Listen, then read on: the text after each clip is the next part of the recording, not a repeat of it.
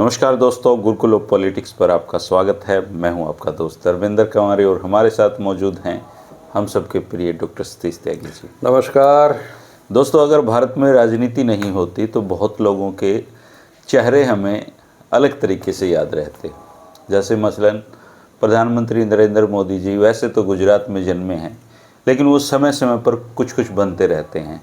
वो हरियाणा में आते हैं तो हरियाणवी हो जाते हैं, वो गुजरात में जाते हैं तो गुजराती हो जाते हैं, वो असम में जाते हैं तो असमी हो जाते हैं, और अभी चूँकि बिहार में चुनाव हैं तो वो बिहारी हो चुके हैं।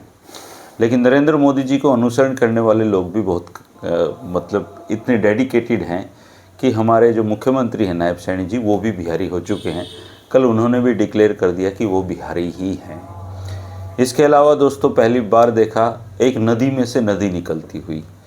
यमुना नदी का पानी कैसा है ये तो दिल्ली वालों को पता है, आप सबको पता है।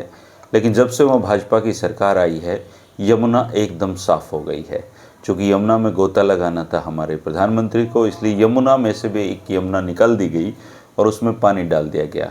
चूँकि सोशल मीडिया का ज़माना है, इसलिए भारतीय जनता पार्टी के लोग एक्सपोज हो गए, लेकिन उनसे उनको कोई फ़र्क नहीं पड़ा। उनका कहना है कि जल्दी ही यमुना साफ़ हो जाएगी, जैसे गंगा साफ़ हो चुकी है इतने सालों में। इसके अलावा एक और राजनीतिक घटना घटी है दोस्तों। आप ये देखिए कि भारतीय जनता पार्टी वैसे तो परिवार का विरोध करती है, लेकिन परिवारवाद के लोगों से इनको कोई परहेज नहीं है। राव इंद्रजीत जी परिवारवादी राजनीति से आए, केंद्र में राज्य मंत्री हैं, उनकी बेटी हरियाणा में स्वास्थ्य मंत्री हैं। चौधरी बंसीलाल जी परिवारवाद के हैं हरियाणा में। श्रुति चौधरी राज्यसभा अपना हरियाणा की मंत्री हैं इरिगेशन की, और उनकी माँ राज्यसभा की सदस्य हैं। लेकिन एक परिवार ऐसा है हरियाणा में जो बीजेपी में भी गया और बीजेपी में भी उनको कुछ नहीं मिला, वो है चौधरी भजनलाल जी का परिवार। आज चौधरी कुलदीप बिश्नोई जी, उनके बेटे भव्य बिश्नोई जी सब रोड पे हैं, लेकिन वो हुड्डा पिता पुत्र को बेरोजगार बता रहे हैं। कम से कम वो सांसद हैं, हरियाणा में भी नेता विपक्ष हैं, लेकिन आपके हाथ में क्या है। लेकिन राजनीति में चुटकियों का बड़ा महत्व है। आप भी बताइए, आप कौन से प्रदेश से संबंध रखते हैं? क्या आप भी बिहारी हैं या आप हरियाणवी हैं?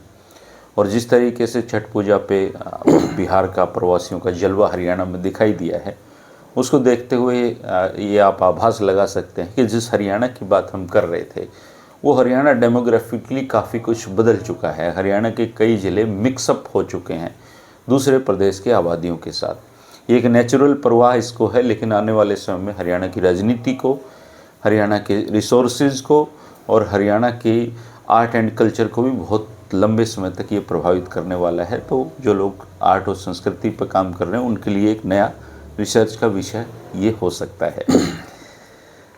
डॉक्टर साहब, आप यूपी वाले हैं? हैं? या आप भी कह देंगे अब मैं भी बिहारी हूँ? देखिए, मेरी तो चूँकि मेरा जन्म वहाँ यूपी में हुआ और मेरी नाल वहाँ गढ़ी है तो मूल रूप से तो मैं उत्तर प्रदेश का रहने वाला हूँ। तो चूँकि मैं अपनी ज़िंदगी का बहुत बड़ा हिस्सा मैंने हरियाणा में गुजारा है तो इसलिए मैं हरियाणवी हूँ, लेकिन उतना हरियाणवी नहीं हूँ जितने मेरे बेटे हैं, बच्चे हैं। वो तो पैदा हरियाणा में पैदा हुए हैं। मेरी धर्मपत्नी हरियाणा निर्माण से कुछ महीने पहले पैदा हुई, तब वो पंजाब था। और अब मैं कितना हरियाणवी हूँ ये हरियाणा के लोग तय करेंगे। लेकिन अगर मान लो आप राजनीति में होते तो आप बिहार से कैसे खुद का संबंध स्थापित करते? देखिए, संबंध तो जब ये कहा जा सकता है कि चेतक की माँ गुजराती थी, तो कहीं से भी संबंध हो सकते हैं। चीन के प्रधानमंत्री से भी संबंध उन्होंने स्थापित किया था। उन्होंने बताया था कि जब हुएन सांग आया था तो वो आपके गांव में ठहरा था, मोदी जी के, इतना अध्ययन करके आए थे। और जब मोदी जी जब हुएन सांग लौटा था तो वो उधर गया था। तो ये रिश्ते जोड़ने, एक्चुअल में ये प्रतीकात्मक चीज़ें हैं, ऑडियंस को अपने साथ जोड़ने की बात है। श्रीमती इंदिरा गांधी एक काम करती थी, जिस प्रदेश में जाती थी वहाँ की वेशभूषा पहन लेती थी, जैसे उत्तर पूर्व के राज्यों में जाके उस तरह का, और बस इतना ही था। और किसी प्रधानमंत्री ने इस तरह की हरकतें की नहीं। जब से मोदी जी आए हैं तो ये प्रेरणा तो शायद इंदिरा गांधी से ही ले रहे हैं। जहाँ जाते हैं वहीं से एक अपना रिश्ता कायम करते रहते हैं, है ना। अब गंगा बनारस गए थे तो गंगा माता ने बुलाया था। और दूसरे चूँकि वो नॉन बायोलॉजिकल हैं और ईश्वर हैं, तो उनका रिश्ता तो कण कण से है, कण कण में विद्यमान है, और जिस भी प्रदेश में जाते हैं वो वहीं के हो जाते हैं। और चूंकि 35-40 साल उन्होंने भिक्षाटन किया है जी, भीख मांग के जीवन यापन किया है, तो उससे मैं पूरे भारत में तो घूमे ही हैं वो, हर प्रांत में प्रचारक के रूप में, तो हर प्रांत से उनका एक रिश्ता है। और मुख्यमंत्री बनने से पहले वो करीब 30 प्रांतों का अमेरिका में दर्जा मतलब भ्रमण कर चुके थे। तो मैं तो कह रहा हूँ अगर उन अमेरिकी प्रांतों में कभी भाषण देना पड़े इनको, कल्पना करिए कि वोट मांगने, तो ये कह सकते हैं कि मैं तो बोस्टन से मेरा बड़ा गहरा रिश्ता है, न्यूयॉर्क से मेरा बड़ा गहरा रिश्ता है। अभी चूँकि अब जा रहे हैं बिहार में, तो उन्होंने नई चीज़ की कि यादव मेरा परिवार है, पासवान मेरा परिवार है, कुर्मी मेरा परिवार है, कुशवाहा मेरा परिवार है, सैनी मेरा परिवार है, मसर मेरा परिवार है, मुसहर मेरा परिवार है। जितनी भी पिछड़ी जातियां हैं सबके नाम लिए उन्होंने? सबके नाम ले दिए। अगड़ियों के छोड़ गए? अगड़ी के छोड़ गए, चूंकि अगड़ी वाले तो उनके गुलाम परिवार हो चुके, नहीं है, वो गुलाम हो चुके। उनकी समझ में आ गया कि मोदी जी देश को सही दिशा में ले जा रहे हैं और तुम्हारा सपना पूरा कर रहे हैं। तो मोदी जी पे अब अगर मोदी जी की इन चीज़ों का मर्म केवल बड़ी जातियाँ समझती हैं, अपर कास्ट जो सो कार्ड, उन्हें ये पता है कि हमारा ही लक्ष्य पूरा करना, और मोदी जी बड़े ढंग से उन लोगों का बेवकूफ़ बना रहे हैं, इसलिए वो शिकायत नहीं करेंगे। मुसलमानों को भी छोड़ दिया उन्होंने, क्योंकि मुसलमान भी भारी संख्या में है बिहार, मुसलमान उनका परिवार नहीं हो सकता। अब पता नहीं कौन कौन विद्वान लोग हैं जो उनका भाषण लिखते हैं, लेकिन जो बोल रहा है तो श्रेय तो उसी को जाएगा। अब उसी से प्रेरणा पा के हमारे मुख्यमंत्री जो हैं वो बिहार में हैं, तो वो कह रहे हैं कि ऐसा कोई सा जिला नहीं जहां मैंने बिहार में काम नहीं किया। पीछे तो तेल भी डलवाया था हेलीकॉप्टर में। हाँ, बिहार के हर जिले में उन्होंने काम किया, पता नहीं किस हैसियत से, क्या भिक्षाटन कर रहे थे या क्या कर रहे थे। कब रह गए वहाँ? और वो तो प्रचारक भी नहीं रहे असल में। हाँ, एक चीज़ से ये जरूर लगता है, बिहार से उन्होंने BA की डिग्री वहाँ से ली है, बिहार की किसी मुजफ्फरपुर जिले से है शायद। उस पर भी लोगों को ये संदेह उठता है कि अच्छा खासा शिक्षा का वातावरण हरियाणा में है, और हरियाणा के साथ दिल्ली जुड़ी हुई है, और कुछ नहीं तो आप जहाँ से आपने LLB किए मेरिट से वहीं से BA कर लेते हैं। तो ये संदेहास्पद और होगी चीज़ें कि बिहार से, चूँकि बिहार कुख्यात है इस मामले में। एक दौर था हरियाणा के बहुत लोग जो ना +2 नहीं कर पाते तो वो ग्वालियर से लेते थे। अच्छा, कोई सर्विस में चला गया, +2 करनी है तो ग्वालियर चले गए। तो ये बिहार में जो है ये थोड़ा अजीब सा लगता है कि बिहार से आप क्यों पढ़ने गए थे वहाँ। खैर उन्होंने कह दिया कि भाई मेरा रिश्ता है, और अंत में बड़े गर्व से बोले कि मैं बिहारी हूँ। धर्मेंद्र जी, स्थिति ये है कि अगर मोदी जी को तो छोड़िए, अगर नैब सिंह सैनी को मिजोरम में, अरुणाचल में या उड़ीसा में कहीं जाना पड़े तो वहाँ के भी रिश्ते बांध लेंगे। क्यों? बड़ा आसान है कि एक बार मैं भारत भ्रमण पे निकला था तो मेरी ट्रेन रुकी थी भुवनेश्वर में, तो और भुवनेश्वर में मैंने जो खाया था कुछ वहाँ कुल्हड़ में कुछ खाया था, वो तो वहाँ से तो मेरा जन्म का रिश्ता है, बड़ा गहरा रिश्ता है। हापुड़ में मैं गया था, वहाँ मैंने पापड़ खाए थे, है ना, इसीलिए। मथुरा में मैंने पेड़े खाए थे। अब आप तो बहुत बड़ी हस्ती हैं साहब, आपने पेड़ा खा लिया, मथुरा धन्य होगी, तो मैं मथुरा का रहने वाला हूँ। ये मूर्खतापूर्ण बातें हैं। आपको लगेगा मैंने बैकग्राउंड ऐसी बनाई थी जैसे प्रशंसा वाली हो, लेकिन असल में ये सारी हरकतें जो हैं ये अब दर्शक भी तय कर लें क्या इनमें मूर्खताएं ज़्यादा है।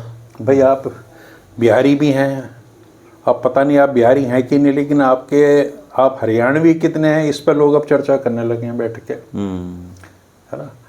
हरियाणा तो आपने मेरे ख्याल से हरियाणा का तो कोई, जैसे बिहार के सारे ज़िले आपने खंगाले हैं, काम क्या है ऐसा हरियाणा में तो क्या नहीं होगा, है ना। तो ये रिश्तेदारी जोड़ना लोगों से, ये सिंबॉलिक चीज़ें हैं ताकि मतदाताओं को ये लगे कि भाई इसमें एक जान है। और आपको लगे हाथ में एक विषय बताऊं बिहार से जुड़ा कि कर्पूरी ठाकुर वहाँ के बहुत बड़े नेता हैं, तो भारत रत्न उनका हरियाणा, सच में कर्पूरी ठाकुर के हरियाणा तो से वो लोकसभा का चुनाव लड़ रहे थे। उनको ये लगा कि वो चुनाव हार जाएंगे, तो चौधरी चरण सिंह की पार्टी से चुनाव था। चौधरी चरण सिंह को उन्होंने आके कहा कि मैं चुनाव हार जाऊंगा, आपको वहाँ चलना जरूर है हर हालत में। तो साहब बोले कि प्रिय है हमारा, चलो चलते हैं। तो चौधरी चरण सिंह ने वहाँ पे जनसभा की बहुत बड़ी, और वो ये बोले कि भाई कर्पूरी के सामने कौन खड़ा है। बोले जी एक यादव है, राम लखन यादव है, क्या बताया। बोला इस देश में मेरे से बड़ा यादव कौन है। कर्पूरी भी थोड़े से भौचक के रह गए। तो उन्होंने कहा भाई चौधरी चरण सिंह तो जाट हैं। बोले जी कोई नहीं। बोले मुझसे मैं बूढ़ा हूँ तो मेरे से सीनियर भी कोई नहीं यादव। तो लोग अरे कर्पूरी मेरा चेला है। तो इसलिए भाई जो सबसे बड़ा यादव है इस देश का, सबसे सीनियर है, आप उसका समर्थन करो। कर्पूरी मेरी पार्टी के हैं, मेरे आदमी हैं और ये हारने नहीं चाहिए। वो चुनाव जीते साहब। फिर इनका तो कोई दोष नहीं है चाहिए। अब तो आप देखो ना कि चौधरी चरण सिंह ने अगर ये खुद को बिहारी बता रहे हैं तो उस जमाने में कैसा रिश्ता जोड़ा यादव से। मतलब उनका उस समय क्या था कि कृषि करने वाली खेती से, अजगर जो था ना, विराट जो रूप था, उसका एक हिस्सा है। अब वो बिहार में क्या बताएं कि बिहार में जाटों की संख्या बहुत कम है, ना के बराबर है, यादव बहुत ज़्यादा है। तो उन्होंने जाट और यादव का एक रिश्ता जोड़ दिया जी जी कि भाई जैसे यहाँ के यादव हैं तो मेरे से बड़ा कौन से यादव हो सकता है।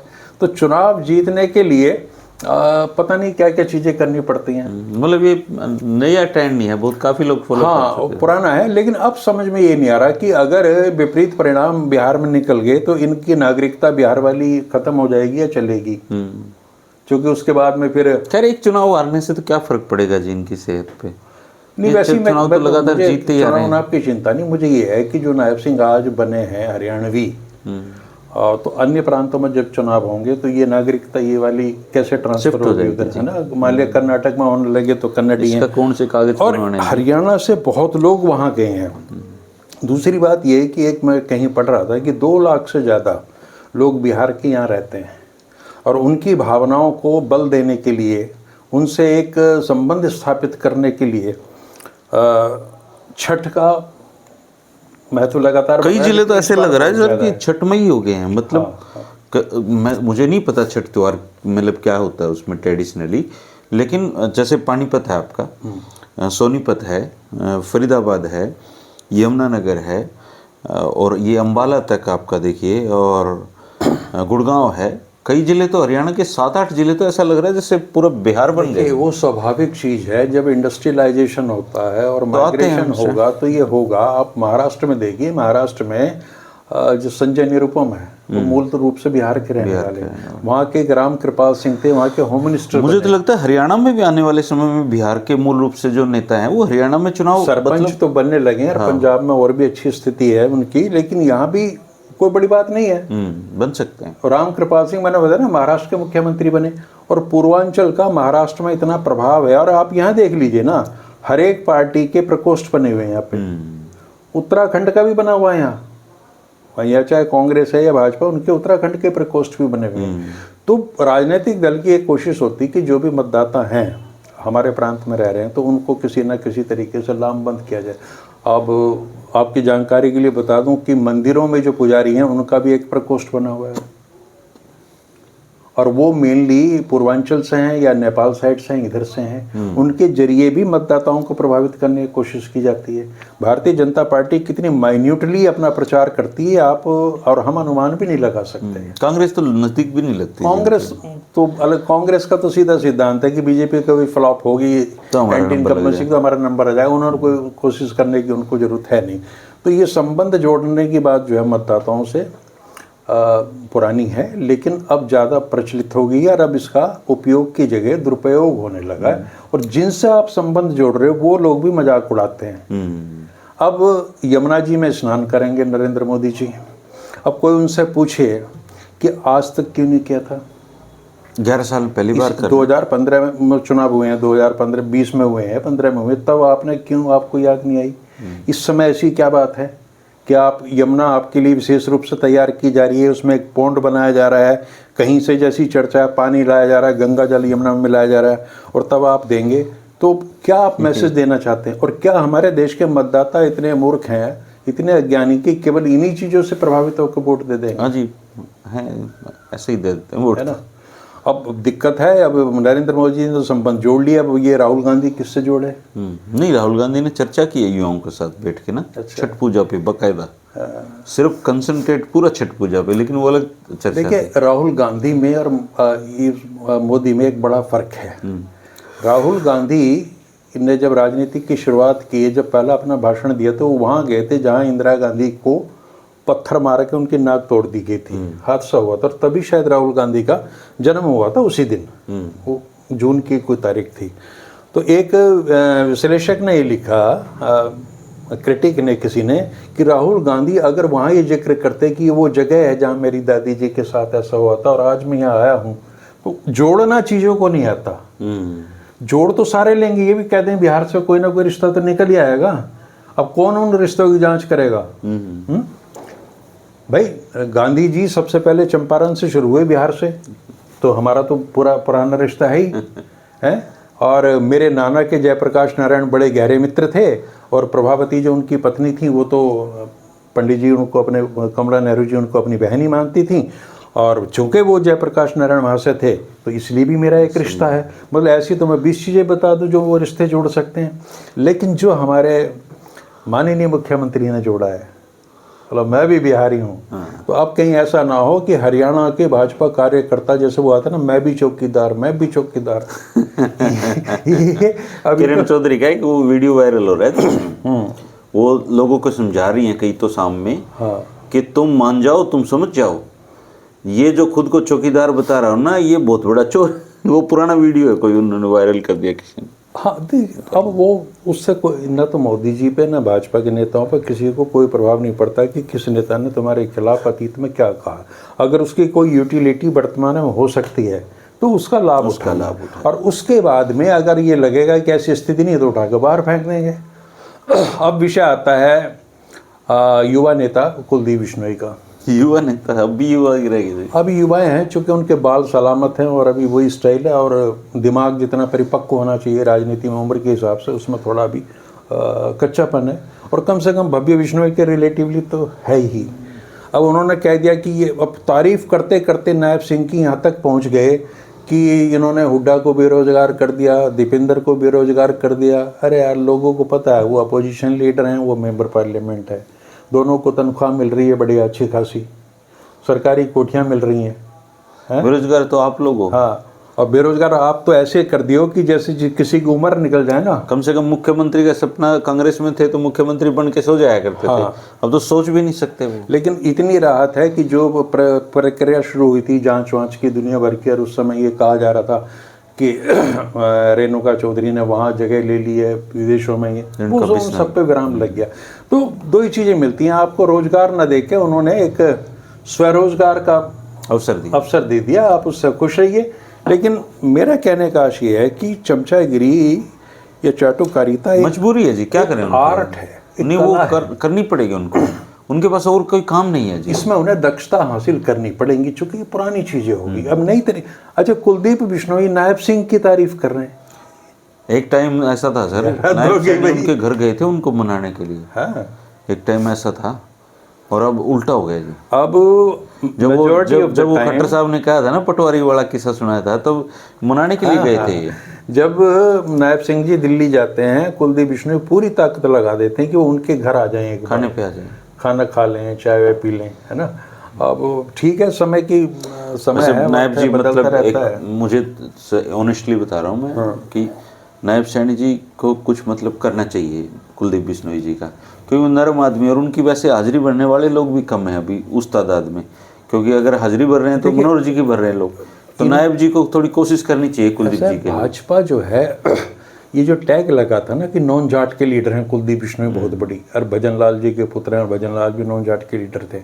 भाजपा को बड़ी खुंदक है इस चीज़ से, वो उस चीज़ को पसंद नहीं करते, चूँकि नॉन जाट की लीडरशिप तो भाजपा के पास है इस समय, तो उसमें कुलदीप का स्कोप नहीं। अगर कुलदीप बिश्नोई यहाँ आ जाए ऐसे में, तो जैसे भी तथाकथित वो नॉन जाट के लीडर हो सकता है कोई लॉबिंग शुरू हो जाए, कुछ इस तरह की बात हो जाए।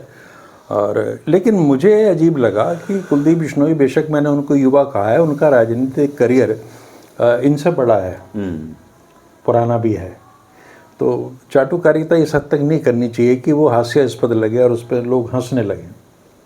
ठीक बात है ना। और अगर करनी है तो आप मोदी जी की करो, अमित शाह की करो, खट्टर साहब की करो, वो उनके पास टाइम नहीं जी सुनने का है। हाँ, नायब जी काली।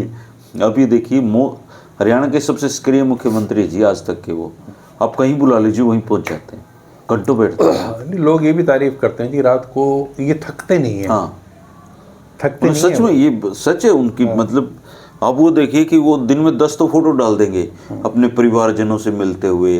आप कहीं भी चले जाइए, आप उनको पूरा टाइम देते हैं, वो हर जगह पे पूरा खाली हैं बिल्कुल। तो अगर चौधरी बंसीलाल की कार्यशैली को इससे तुलना की जाए तो अगर वो जिंदा होते, बंसीलाल जी से कैसे क्या तुलना कहते की हैं जाए? बंसीलाल जी तो हर फाइल को खुद पढ़ते थे जी। बंसीलाल जी तो वो उनसे दिक्कत सबसे बड़ी यही है हरियाणा में जी, वो बड़े से लोग है ना किसी भी मुख्यमंत्री की है ना तुलना बंसीलाल जी से करने लग जाते हैं। एक्चुअली में क्या है कि मुख्यमंत्री इतने काम के प्रति बंसीलाल इतने समर्पित थे कि वो अपना टाइम नहीं खराब टाइम करते। था ही नहीं उनके पास, समय की इनके पास समय इनके पास की टाइम ही टाइम कदर है। चौधरी बंसीलाल ने की उतनी किसी ने नहीं की। चाहे उन्होंने प्रशासन से काम लिया वो भी टाइम बाउंड था, और जो उनकी अपनी जिंदगी का एक व्याकरण था, अनुशासन था, वो भी प्रशंसनीय था। लेकिन इनको तो बेचारों को तुलना उनसे कर देते हैं। अब ये इतना टाइम कैसे निकालें? देखिए अभी इनकी तुलना किससे करें? अब कोई या तो इनकी कोई तुलना की जाए अपने बनारसी दास गुप्ता जी से। इनकी तुलना होनी फ्रीडम चाहिए। फाइटर थे, वो भी ठीक ठाक आदमी थे। ठीक ठाक तो मास्टर हुकम सिंह जी की तुलना करनी ना, चाहिए। हुकम सिंह जो बड़े आदर्शवादी थे, देखिए जब उन्होंने इस्तीफा दिया तो कसम बैठ के आ गए थे। ईमानदार आदमी, ईमानदार ये भी हैं, लेकिन अगर तुलना की बात ही आ गई ना, आपके मेरे कपड़े फाड़ देंगे लोग।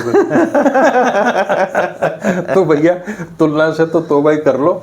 ये प्रभु सबको अलग अलग रूप देता है, अलग अलग व्यवहार देता है, इनका अपना व्यक्तित्व। बैन लगा देना चाहिए एक्चुअली तुलना पे बैन लगा देना चाहिए। हमारी केवल बंसीलाल जी से कोई तुलना नहीं होनी चाहिए। लेकिन आगे चल के भविष्य में हो सकता है 20-25 साल के दौरान कोई ऐसा मुख्यमंत्री आ जाए जब हम कहें कि इससे अच्छी कार्य प्रणाली तो ये बंसीलाल जी सिंह की भी थी। अच्छा, इनसे बेटर वो थे। इसी की उम्मीद ज्यादा जैसे है। डर फैलाया जा रहा है कि हमारे हरियाणा में कह देते हैं ना कि जो अब अगला वाला आएगा वो पिछले वाले को अच्छा कहलवा देगा। कहलवा ही रहा है जी, है ना, हर बार कहलवा। तो ये स्थिति अगर आ गई कि जब अभी हमारे जैसे या बहुत लोग ऐसे हैं जो मोदी जी की उससे मुक्ति के लिए चाहत रखते हैं खामे खां, है ना, तो वो ये कहेंगे कि बेटा चिंता मत करो, नहीं भगवान सलामत रखे। जब योगी जी आएंगे ना तो अब मोदी जी को याद करोगे।